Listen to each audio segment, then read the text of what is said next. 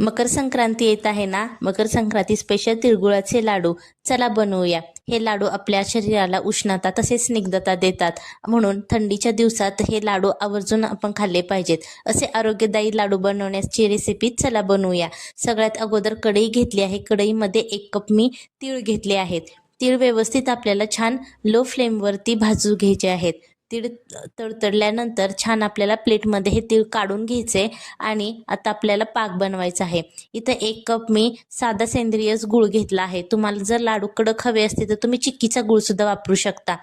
तर याच्यामध्ये मी 2 चमचे पाणी घातलं आहे आणि 1 चमचा मी तूप घालते. छान आपल्याला हे लो फ्लेमवरती मिक्स करून घ्यायचं आहे आणि आता आपला हा गुळाचा पाक तयार होत आहे आणि सतत आपल्याला हे हलवत राहायचं आहे. गूळ पूर्णपणे विरघळल्यानंतर आणि अशा प्रकारे शिजल्यानंतर आपल्याला पाण्यामध्ये हा गूळ चेक करायचा आहे. पाण्यामध्ये याची जर जेलीसारखी अशी गोळी जर बनत असेल तर आपला पाक परफेक्ट असा तयार झाला आहे. या स्टेजला आपल्याला तर गॅस बंद करून घ्यायचा आहे आणि याच्यामध्ये आपल्याला भाजलेले तीळसुद्धा घालायचे आहेत. हवं तर तुम्ही पाववाटी भाजलेले शेंगदाणे सुद्धा घालू शकता. त्यानंतर आपल्याला इलायची पूड घालायची आहे आणि छान आपल्याला हे मिक्स करून घ्यायचं आहे.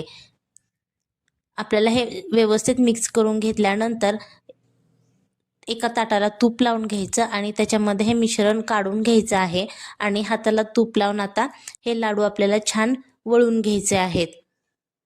हे आपले लाडू आता सॉफ्ट बनणार आहेत, का तर आपण गूळ सेंद्रिय वापरला आहे, चिक्कीचा वापरलेला नाहीये. तर अशा प्रकारे आपण लाडू वळवून तयार करायचे आहेत. अशाच प्रकारे तुम्ही चिक्की सुद्धा तिळाची बनवू शकता. नक्की रेसिपी ट्राय